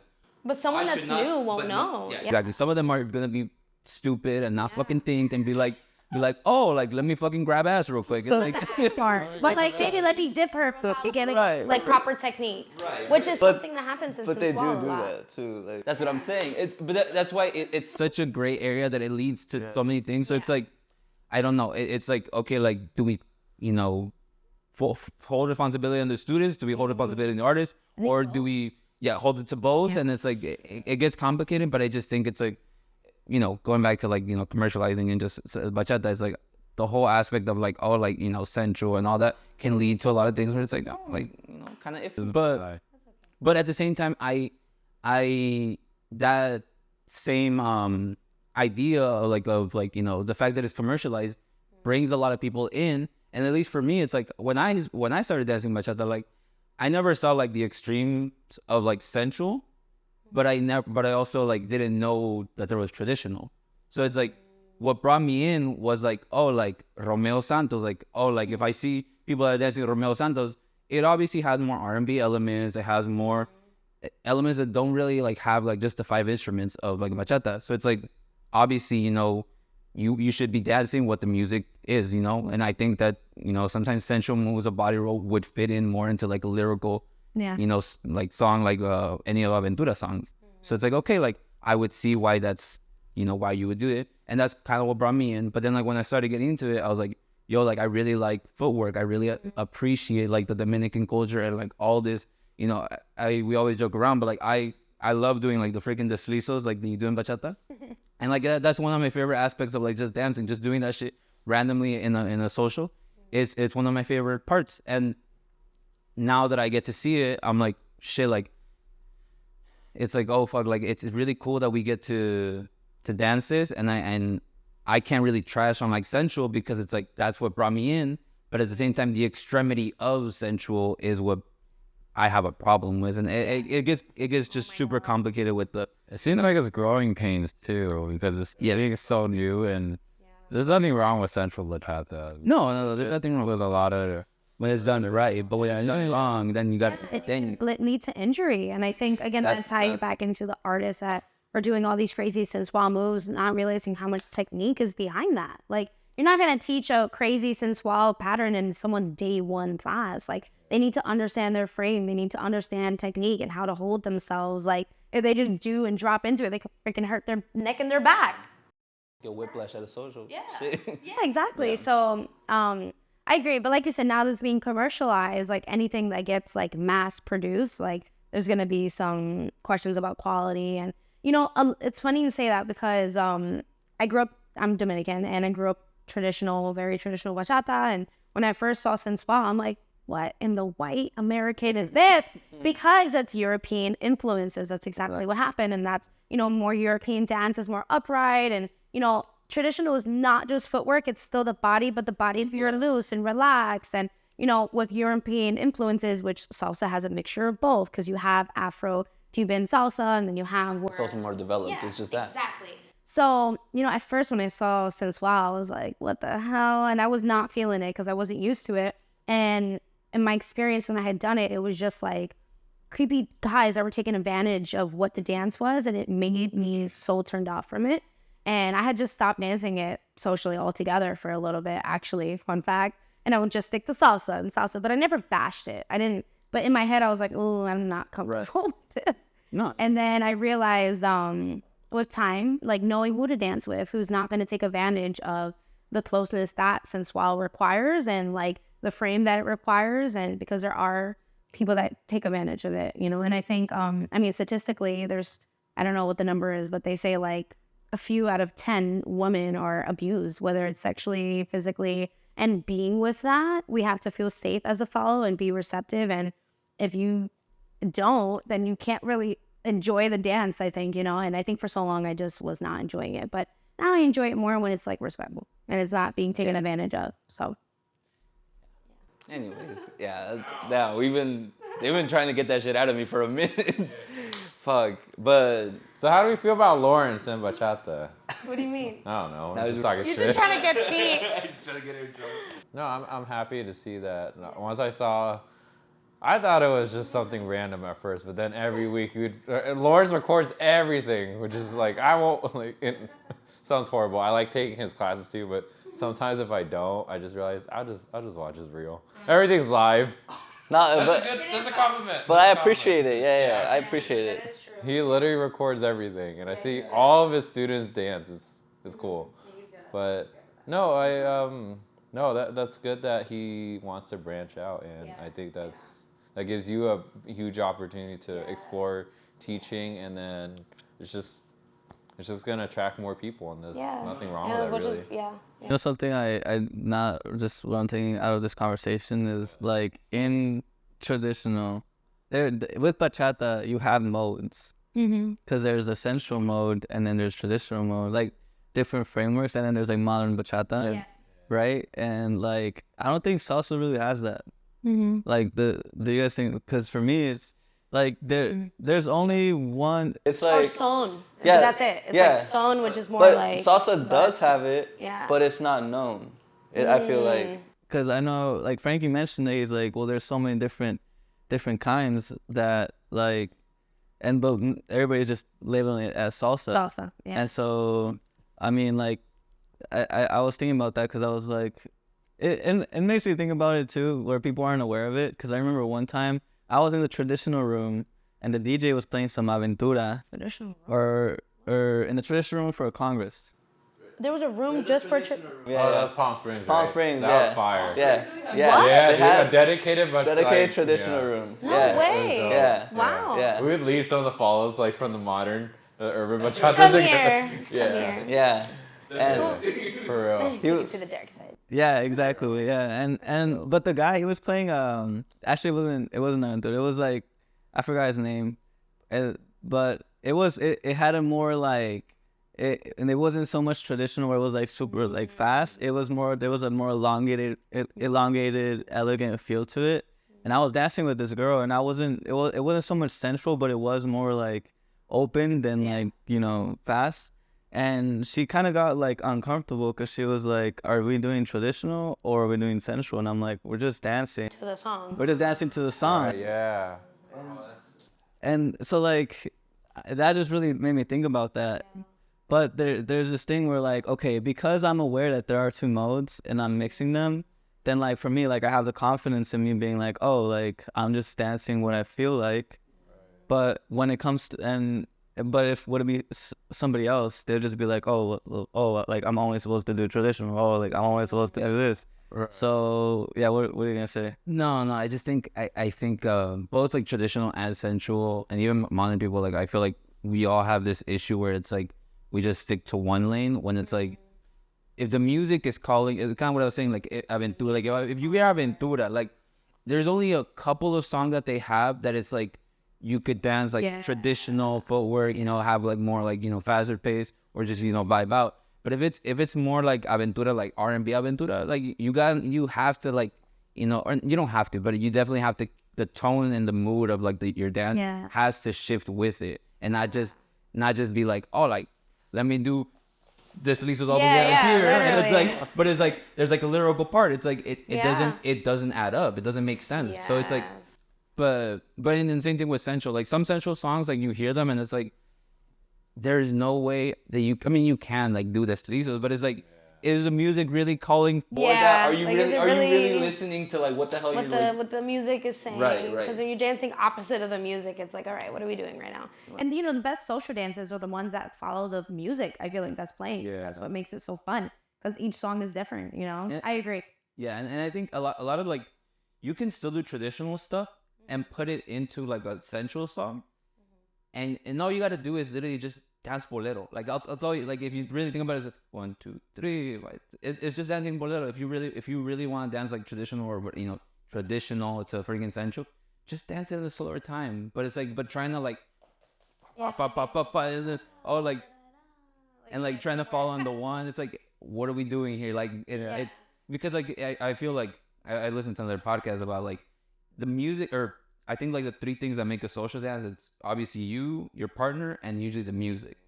And if two of those things, like if you and your partner are vibing and fuck the music, I guess cool. But most of the time it's like you're not talking, so it's like Yeah. you have to rely on the music to Yeah. kind of like communicate. so it's like if one person isn't like vibing with the music, it's like it's very hard to have a cohesive dance where like, oh, like we're vibing, you know. So I think what you're saying is like, I think salsa or bachata has tones to it. And I think the difference with salsa is that bachata has the best way I can put it is like, I think the mix-up is like, you know how like race and ethnicity get mixed all the time? You know how like it's like, oh, like what's Hispanic versus Latino? We're like, oh, it does get mixed. Yeah. No, sorry. It's just an example. Totally. It's just an example, right? Yeah, like sometimes, never mind, that's a bad example, but but I just think that like bachata has more like moods, if that makes sense, versus like I don't even know how to describe it. Because salsa, like the reason why, For example, like salsa, I have there's like one thing that kind of bothers me, or I think about, is the fact that they don't really play that many romanticas. Oh, and it's my favorite. It's my favorite. I feel like They're getting into other stuff now. I know, but like that's the Lawrence mode. plays a lot of them. He does. Okay. He loves Salsa Romantica. I mean, that's where I learned all my Romantica music. Like, I mean, that's his. He has a really fire playlist. Yeah. I can show you a lot of that. He's got a lot of like also like Afro. Yeah, deep. I love. Yeah. I love that. But like I'm just saying because like I'd be wondering sometimes like, okay, there's salsa, but what's gonna differentiate? Like I watch a social dancer, but they're always dancing the same mode, and like there's always there's always turn pattern, there's always this and that. Versus like I know when I'm dancing bachata, it's not the same. Like sometimes I'm just doing footwork, sometimes it's just body movement. Yeah. And it's like that's kind of like what I'm thinking about. How I don't know what's up. I think salsa there's gotta be different modes too, but they've gotten lost through the commercialization of it. That's how I feel. Because then like maybe for example like what it would look like would be where in bachata where only central takes like, where it's only central. You know what I mean? Right. So there's an emphasis put on just like more Romeo Santos, more like It's still the same thing. It's all like that. they're not listening to the music. Yeah. You know? Like Salseros, yeah. And I think part of it. Sorry, I know it's your podcast, man. I'm taking over. Right? I'm just on it. Yeah, she's just on it. I'm yeah, just here. talk over her. It's fine. I'm just here. You've been talking over her. What's changed? No, you're not. No, it's all good. I just think that like the reason why that happens is because of competition. Salsa is like very competition driven. So I think a lot of times it's like people are just like bam, bam, bam, let me show you what the heck I can do. Yeah. And it's just mode of just like let me do all the turn patterns. And then it's like well like it's romantica and we're trying to do boom boom boom boom boom. It's like it don't add up. The same thing. It's the same thing. It just doesn't add up. It's true. I don't know. Yeah. What do you think? I think it stems also. What do you, Anna, the guest, think? Yeah. I think it stems from the teacher too. I think that's something that Lawrence does really well. I mean, it's the only salsa teacher I've had in Phoenix. So I can't speak on Eddie. I haven't taken a class by him, but Lawrence is really good. I feel which I didn't experience maybe in my last studio as much. Where my last studio was mostly like pachanga and like jazzy feel. That's like his style. But I feel like Lawrence is really good at where he has that contemporary background, but he also has the Afro roots. And I mean, we don't do mambo as much, which I love the Afro and the contemporary because like contemporary is my background. But every once in a while, we'll do mambo so that when we dance to music, it's to the song. It's not just always contemporary and the song's fast or like the song's calling for something more mambo based. So right. I think it really stems from the teacher too. Like, is the teacher just teaching one style or is the teacher encouraging cross training, which is something I'm passionate about. Like cross training is so important, even if it's outside of Latin dancing, like taking a hip hop class or taking a ballet class or taking something else outside of the Latin dance community is important, I think. Do you think like dancing something like salsa caleña can be considered almost like semi cross training because it's so distinct? Yeah, because it's still different. But I mean entirely out of just the right. It's just a random question I thought about right now because I was just like, because I think that's as what makes salsa really cool that there's so many each kind of region, I guess. I don't know how to describe it, but there's just different. You know, you got Palladium, and then you got Zorn, and then you got freaking salsa caleña, and then what is it, mambo? What else? Cumbia. Yeah, you can even add cumbia to it, but it's we have so many different styles of salsa. But I think it's kind of cool that like even within salsa, I feel like it's kind of cross training because in a way it's like you dance salsa caleña and you look at like mambo, it's like it's not the same. You know, the same thing with like son. You're not freaking stop like salsa caleña feels like you're doing footwork and like versus son is just like you're just moving with the music. So I don't know. I think it's cool that like you can kind of cross train within salsa, but I don't know. That's just a thought that I had. And again, that's what I feel like my teacher is really good at is cross-training within it because he himself is a cross-trained teacher because he doesn't just get salsa. Like within that is Afro-Cuban and contemporary or Cuban contemporary and, you know, other styles. And even me, I mean, I come from a background of ballet and contemporary, a little bit of jazz. Hip-hop was not my favorite. I took a few classes, but it didn't feel right in my body. But I feel like it helps me be a better teacher too. Because then, like, for example, like teaching turns, I feel like sometimes in Latin community, there's not a lot of technique for turns. Kind of like what I was talking to you earlier about taking outside classes. And any dancer that has danced before Latin dancing, salsa, bachata, or whatever, they always tell me that they can see that there's sometimes a lack of that true technique, and other styles, they wouldn't dare miss that like technique of a whole class on just how to fucking turn. But like in salsa, oh, here's an axle, just fucking whip yourself around, you know? And sometimes there can be that lack of technique. Again, I feel like I love my teacher. I think he's really great with the technique, and I appreciate that. But I've taken other classes, other studios where they just expect you to just do a turn, just whip yourself around, and there's not that technique, you know? So I think that's also hard because I feel like every teacher kind of has their own way of like spinning. Because I've also noticed that even like there's something as simple as spinning. Like there was a teacher that like his preps are you shift your right scissor. Yeah, you shift like this, and then you it's Squeeze your knees together. yeah. Yeah, it's called a scissor prep. Okay, well, yeah. See, I didn't know that, but it's like I don't know either. It's called a scissor prep where you like squeeze almost like your knees together, but then they're like crossed over. And then you like turn this way, right? Okay, yeah, all right. It caught me off guard, and I was like, it's like it's so hard to train. I feel like it's just hard to train with other people because like crap, like you're so used to one way of turning that all of a sudden you gotta learn how to do another way, and you're not only learning the technique, but you're learning like mannerisms at that point because it's like I don't know. Every teacher kind of has their own way of dancing. What I mean is the foundation of turning, keeping your core tight, spotting, stuff like that. Oh, like, okay, right. A scissor prep is their preferred way of turning, but the basic fundamentals of turning, keeping your core tight, squeezing your legs together, squeezing your ankles, like a basic pirouette or something, you know? Which in ballet, oh my God, my teacher would spend hours just going over how to turn. I feel like sometimes that gets lost. I was talking to him earlier about like sometimes stretching. Like when do we fucking stretch? Like, Never. or you know what I mean? And a lot of that, like in other styles of dance, that's expected. Like you do that every practice. So it's just interesting sometimes to see the parallels between the Latin community and other styles of dance, and then also the whatever word opposite of parallel is. Like, no, That's all right. no, maybe I just thought it's just a different word altogether. Right. But like the opposite. Yeah. Mm-hmm. Do you think that Latin dancers have to take ballet? No, but I think any dancer can benefit from taking ballet. Okay. I think have to is such a strong word. I think anyone can benefit from it. I mean, they make football players. All right, we're gonna extend it. All the boys are gonna take ballet, and it'll be a whole different I series. think it helps because I mean, ballet is such a foundation for so many styles of dance. You know, I think it helps. I wouldn't say you have to, but I would recommend just one time, just trying it and getting it into the body. Yeah. I took a contemporary class over the weekend, and Ooh, my God. here in Phoenix? no, at Denver, and it was so nerve-wracking. Contemporary. The girl I got was caught sick. on camera, but Wait, the girl was sick. How'd you take it? I was there, but she was sick. no, she wasn't. Who? What the? Iva? Alyssa? Oh. Different one.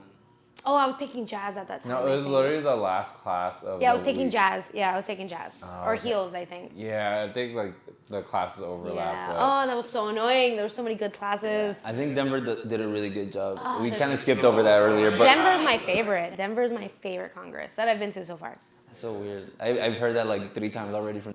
I wish like we could like coordinate. Like, all right, like can we just like all like go to the different workshops just to experience everything? Because you literally can't though. That's so can't. cool because You can't. at the same time that they were taking, I was taking, at the same time that they were taking their contemporary class, I was taking this Palo class, the freaking, with Marisol. Yeah. But it's like, I think that's really cool. It's like the 3 of us, like, we were in the, at the same time, it's like the fact that there's so much diversity in contemporary, jazz, and then freaking Palo, it's like completely like different That's things. what I like about Denver. It's like the definition of cross training. It's not just salsa turns, salsa partner work, or bachata. Like it's like all different kinds of style: jazz, ballet, belly dancing. There was a Bollywood class too. There was Yeah. before that contemporary class. I didn't see that. There was we took, what was it? I convinced everyone to do it, but it was Afro Latin house. So you would dance like house music. How was that? It was dope. It kind of looked like salsa. No, it was. No, it was with Serena. That was a Cubathon or something. Yeah, I don't know. I did see the demo is that for it. It looked cool? fun. No, it was like reggaeton, Cubathon. It's like a That's always a good time. that looked like a lot of fun. I saw the demo for it. I gotta go to Denver again. Yeah, Denver is so good. I love Denver. That's dope. So good. Good job, Denver. We'll be back next year. We should start wrapping it up, yeah. But I want this is let's amazing. where you just mentioned the teams. I know you're an instructor, so let Yes. people know where they can find you. If you got classes that are going on, let them know what they are. Instagram, whatever, hit Well, it has been so fun being on this podcast. My name is Anna. You can find me Instagram at Anna with 2 N's, Urena, Urena dancer. You can find me on there. You can either click the link in my bio to book a session or DM me. I probably shouldn't drop my number. That would be crazy. Yeah, no, I'm not gonna drop my number. But you can find me at Rumba Dance Studio or Conclave Dance Company. I teach Or every Candela Saturday. or No, you cannot find me there. She said no You immediately. will not find me there. even but though it's the same building. I know, right? I teach every Saturday at 11 a.m. It's a 2-hour beginner boot camp class. We do shines and partner work. I also teach every Monday. We have a 1-hour beginner salsa class. That's really great for first timers. If it's your first time dancing salsa, it's a great class. And even if you've been coming a while, we have an intermediate side as well. And then I teach open level bachata every Sunday at 10:45 p.m. Open level. I thought it was student. Sorry? My bad. No, I thought it was student for some reason. What do you mean?